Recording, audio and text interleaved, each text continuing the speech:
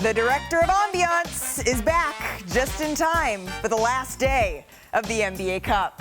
I wanted you guys to understand how much I thoroughly enjoy this. We will be in Vegas, and we are still trying to figure out who will be joining us, Malika. Look, as the most diabolical hater out there, Dick Jefferson, Richard Petty, you know me well. I am looking forward to see which team is going to show up and which team is going to fall flat, Malika. Which one do you think is going to show up? When we look at these monsters, is Milwaukee, the team that we all hated on early on. All these things, all these negative things said about them. And where are they going to be? They might have a chance to be in Vegas with us. Who else? Who else? It could be the Detroit Pistons, the team that was casted away. We have no idea, but we're looking forward to seeing who's going to be there. And we know there are teams that we picked early, like Orlando. This team dealing with injury. And you know what? Franz Wagner, as we like to say, this man just started bowling, taking down the Lakers, doing all the things that he needed to do. And there is only one person I know that hates more than me, and it is the most diabolical, ugliest, no good, big belly, big beard having, brush his hairline on, Kendrick Perkins. Take it, Big I know Perk. about a hairline. Because I don't brush it on like him. Richard, look, I'm glad you're feeling yourself, right? But look, at the end of the day, here's the thing. When it comes down to the Cup, was you right describing all those teams? Absolutely. They all been playing some phenomenal basketball. But please don't forget about what the Rockets are doing right now. The Milwaukee Bucks, yes, Giannis is balling, but they're going to have their hands full with the Detroit Pistons. I will be at the NBA Cup. That's who the people ready to see. I'll be there live in Las Vegas. Yeah, what'd you say? I didn't say anything. And the next time you ask me a direct question like that, we're going to have a problem. No, the bow tie, look, it's going to be on the floor later. I think you know what I'm saying? the Sphere has never looked better than the Sphere has never looked better. Kendrick Perkins. I just want to make sure they know. Ew, no, don't do that. We did not pay for that. Look, you do not want that. That will stop tourism in Vegas immediately. All right, Perk, let's get this back on track. Richard, your bow tie, sir. You can keep it. Call it a souvenir. Call it a souvenir. What has been the biggest surprise, Perk, of the NBA Cup thus far? Oh, it's been the Atlanta Hawks. You talking about in the division, right, in the pool with the Boston Celtics, the Cavaliers, and the Hawks are sitting there undefeated at the top. The perimeter defense, the athleticism, the length that they have, Trae Young has really embraced the point guard position. That damn Jalen Johnson has been playing phenomenal. Look, this team is playing together. They have the athleticism just like the Orlando Magic to defend at a high level. And if Trae Young stays engaged and stay in this happy place, they're going to be dangerous, extra dangerous in the NBA Cup. You worked up a sweat. It's hating. It takes a lot of energy to hate. It takes a lot of energy to hate. Who surprised you the most? The Detroit Pistons. This was the worst team in basketball. They hired a coach, paid him $70 million, then paid him $60 million to leave. Right? It was a debacle. The players that they were drafting weren't working out. Cade Cunningham was good, but hadn't taken the next step. No. They bring in J.B. Bickerstaff. They bring in a coaching staff, and these guys have responded. The crowd is responding. Detroit is back behind their team. They're competitive. As a person that played against Detroit in their prime, if you show up and play hard, that crowd will go ballistic for you. Yeah. It's when you just have a lack of direction and focus. Detroit doesn't play that, and they have a team, and they are responding that way. Compelling case. I'm with Perk, though. Dyson Daniels has been balling for the Atlanta Hawks. Not to mention he has the best nickname maybe This is in the basketball. Detroit Pistons. We have not seen them be relevant since Blake Griffin. He just retired. That's how long ago it was. And they wasn't relevant then. Exactly. That's how long ago it That's the surprises, though, that have been good. Dyson Daniels, the great barrier thief in the Atlanta Hawks. He's been impressive. Perk, on maybe the surprises that haven't been so great, what surprised you there? Oh, it's the Sacramento Kings. Like, what the hell is going on with the Sacramento Kings? Mike Brown needs to be careful because he just might be in the hot seat. Don't tell me that they don't have talent when you have De'Aaron Fox, one of the best PGs in the game, one of the best scorers, one of the guys who, if I'm not mistaken, won Clutch Player of the Year 2 years ago. You have Sabonis, who's a walking double-double. You add DeMar DeRozan. For what? And now you're sitting here with that in the 10th or 12th spot or something like that. I mean, it's been unacceptable all across the board. The Kings have been a big disappointment, and I believe Mike Brown needs to be very, very careful and gain the ears of this locker room back before it's too late for him. Well, it all goes down tonight, the final night of NBA Cup group action. What do you say, Rich? It's time for some NBA Today Big Three. The best. Hello, I got a cap. Play. I got a cap. Did we eat, Malika? The best plays of the night. Did we eat? We ate. Okay. Coming in at number 3, Bam Adebayo. Bam Adebayo. Adebayo throwing this huge dunk. Poor Cornette. No, Cornette, you did what you were supposed to do. You did what you were supposed to do, and he did what he was supposed to. That's just two grown men doing their jobs. Love it, Bam. Bam's coming in at number 3. Grown man, what? Coming in at number 2, Perk. Timberwolves, Terrence Shannon Jr., the rookie. Oh, the ends? I don't care. Cool. I don't care what time it was in the game. Game was about to end. He didn't give a damn. He had his moment and he shined like new money.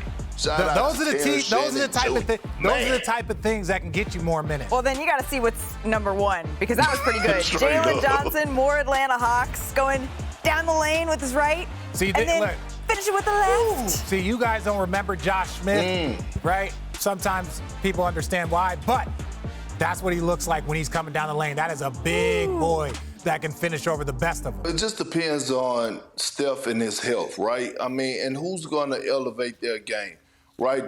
They lost Milton for the season, and I'm looking at a guy like Jonathan Kuminga. I was harping about him and Steve Kerr relationship. Could he be the second option coming into this season?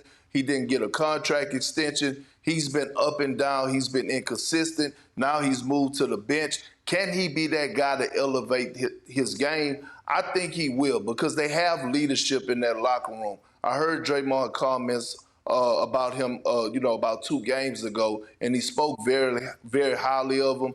And he tells him the truth, and that's what he needs. Jonathan Kuminga is very, very talented. We know that he's athletic, but sometimes you just need that extra boost from your head coach to believe in you to take your game to the next level. Yeah, no, Perk, and some of this is the frustration. You see it with players not getting a contract extension. Then all of a sudden your numbers are down from the year before. So it's like all of a sudden you feel like your value is going down because the market says, hey, you average 16 points a game, then it goes to 17 or 18. You actually regressed. So the market will reflect that. And that's one of those things that it can start to affect. This is what happens when you get to that 10, 11-man roster where everyone's eating equally. And we're all trying to have that rotation, where you're trying to do that. Because then there might be nights where Kuminga, because Wiggins is going and Gary Payton and Podziemski is going, then it's not his night.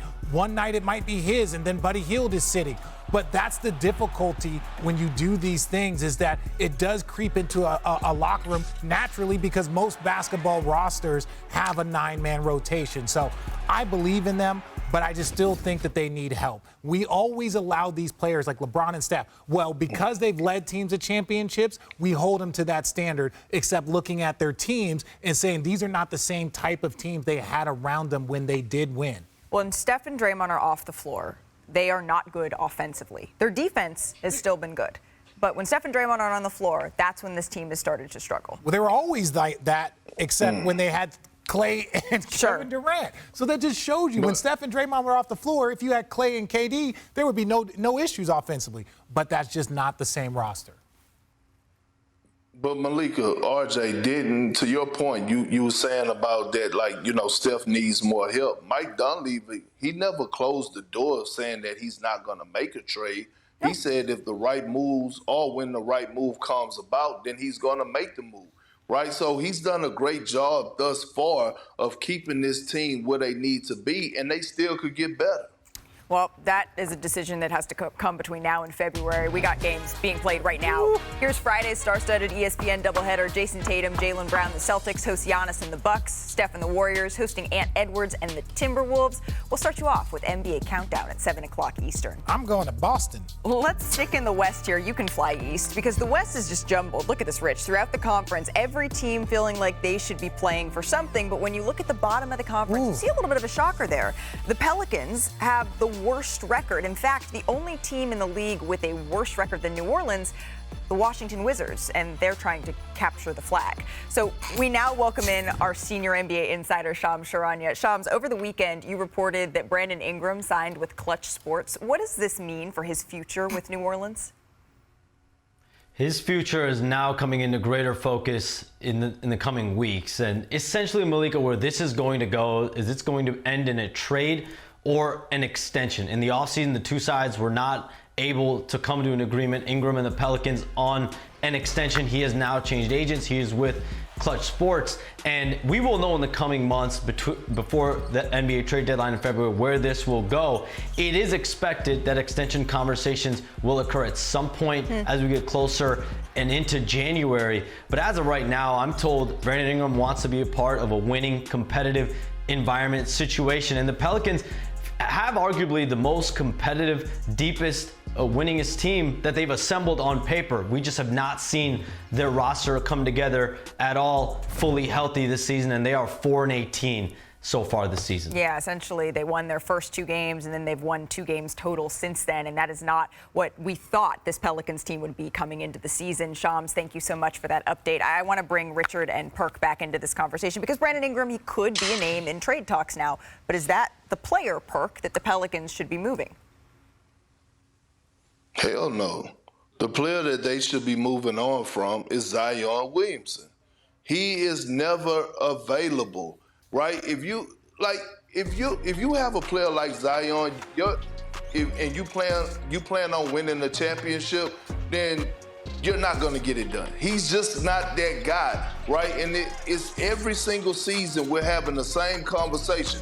Oh, Zion, he came in the training camp. He's in the best shape of his life. Oh, damn, Zion's out again. He's with a hamstring. We don't know the timetable. Will he return? And you just can't trust him. So, again, Brandon Ingram is a guy that I believe when he's in a good space, he could go out there and average 24 to 25 points a night, and he's still young. Zion, on the other hand, you cannot trust him. I said this about 2.5 years ago. I'm going to stand on business and say it again. If I'm the Pelicans, I will move on from Zion because he's definitely not a guy that you could build around if you got championship aspirations. I agree with Perk. Like Zion Williamson, whether it's a fresh start for the organization, a fresh start for him, at the end of the day, the record is what it is.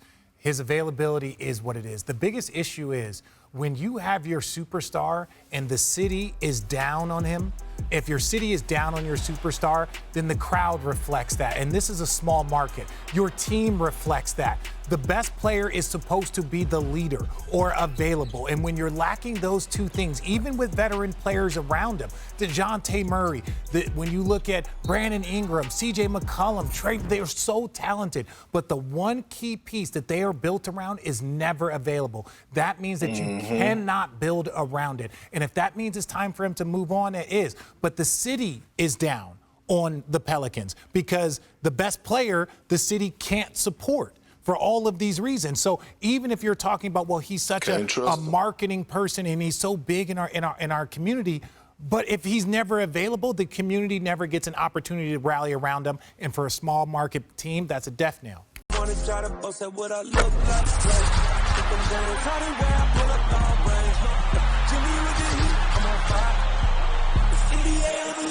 NBA,